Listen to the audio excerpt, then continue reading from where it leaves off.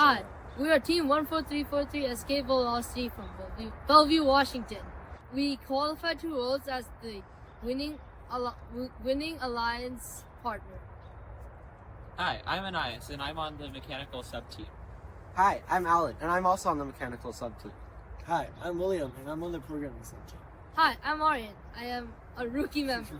Hi, I'm Erwin, and I'm also part of the mechanical team. Hi, I'm Sharia. I'm a rookie member.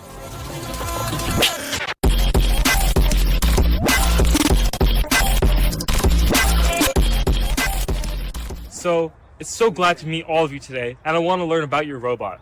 So first, can you tell me what are a couple of interesting things about your robot?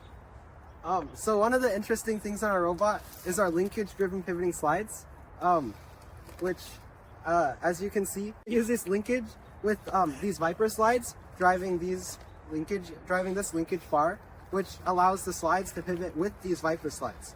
And by doing this, we can make our slides a lot more stable because they're actuated from a point far from the center of rotation, which gives a lot of leverage, and they're also faster because the acceleration of the linkage is non-linear at different positions, so we can accelerate the most at the top and bottom and have the most free speed in the middle.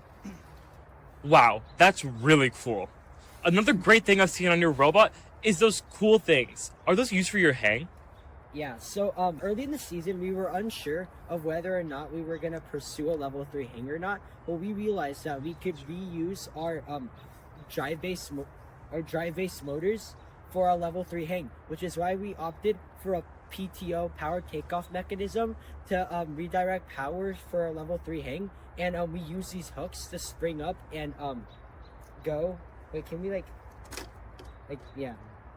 So they spring. So yeah, down here, we have this drivetrain PTO with a micro servo that allows which allows the spool that's connected to the hook to either be locked so it can't move, free floating to release it, and then engaged to the motor, which allows us to repurpose these motors to hang. And then we also have these passive hooks that allow us to latch on to the hooks so that we don't fall and tumble down to the floor and forget that we don't want our robot to break. So these just let us hook on so that we don't fall down.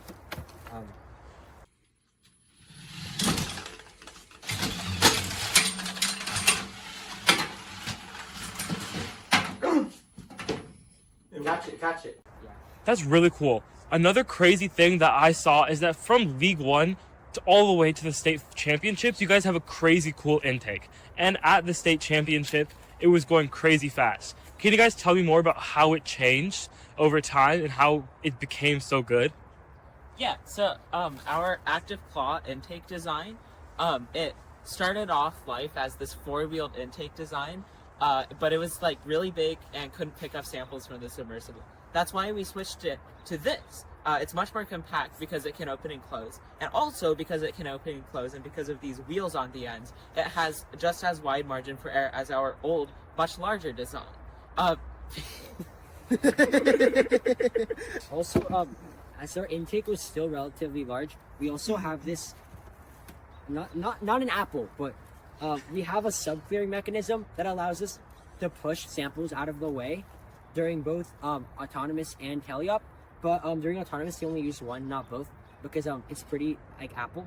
So then, since we have this to push them away, it allows us to be able to push samples that are in weird spaces onto better spaces to intake. But it also allows us to make enough space for our intake so that we can effectively start intaking during the beginning of the match. Yeah, and also this our sweeper design has gone through several iterations.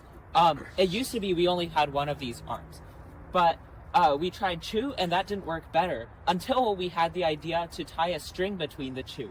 So then we could extend both of them and then ram into the submersible to clear away all the samples while not pushing them out of the way where we couldn't get them. This kind of robot must need some pretty complex software. Could you guys tell me a bit more about that? I see. So a major change that we made this year is that, so in previous years what we relied on was a finite state machine to manage.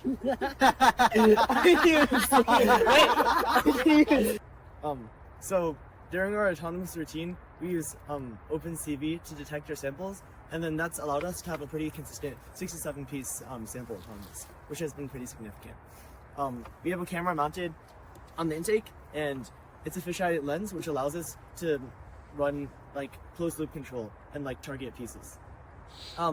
Also, this year, our software has switched from FSMs to command base, in which we use runtime polymorphism to achieve better control, because it allows for us to structure our code in a better way. One thing that I heard you guys talking about a lot on the FTC Discord was Squid. Can you guys tell me a bit more about that and how other teams have been using it? Yeah, so Squid is basically our modification of the industry.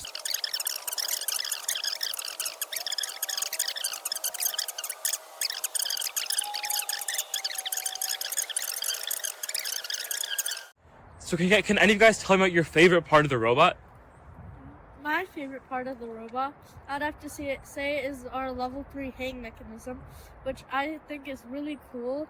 Well, the way we charge it up by the wheels turning, and how it just releases and latches onto the level 3 bar. I agree. I think it's really cool too. Another thing I've been wondering is, you guys seem to have so many sensors across your robot. Can you tell me a little bit more about them? One sensor we have is our camera here, which allows us to make sure that whatever we're grabbing, such as the samples, are red or blue or yellow. This helps us a lot in autonomous because it will be able to either reject from taking the wrong sample or the right sample. Taking the wrong sample and take the right sample. Another sensor that we've incorporated are these two ultrasonic distance sensors. And these help us accurately and precisely align with the bucket and teleop for our auto-align driver enhancement. So at the press of the button, the robot will automatically move precisely toward the bucket, extend the slides, and then with the driver's command, drop the sample and drive away.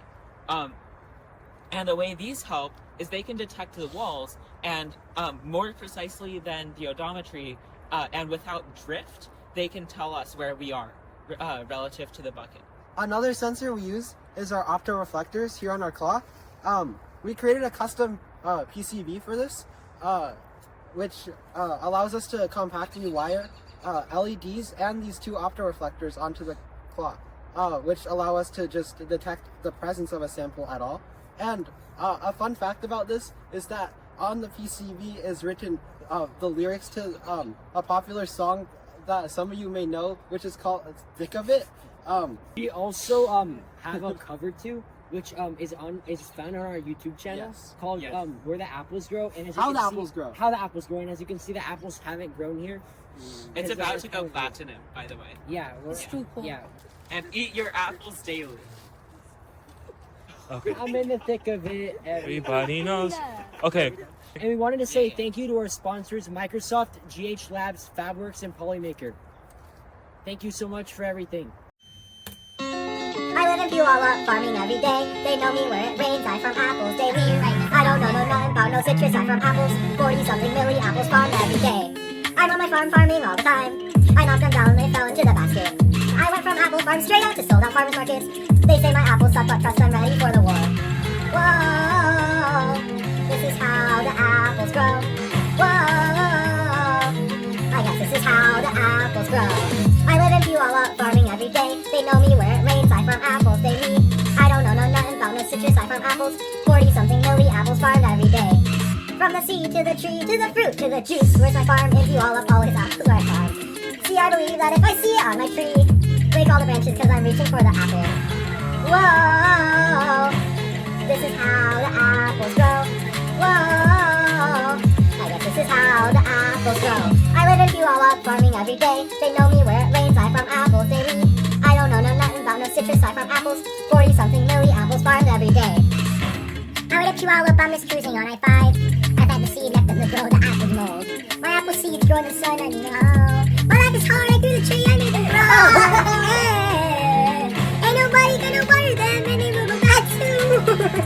In a pure. Wait, I did that one. My mom is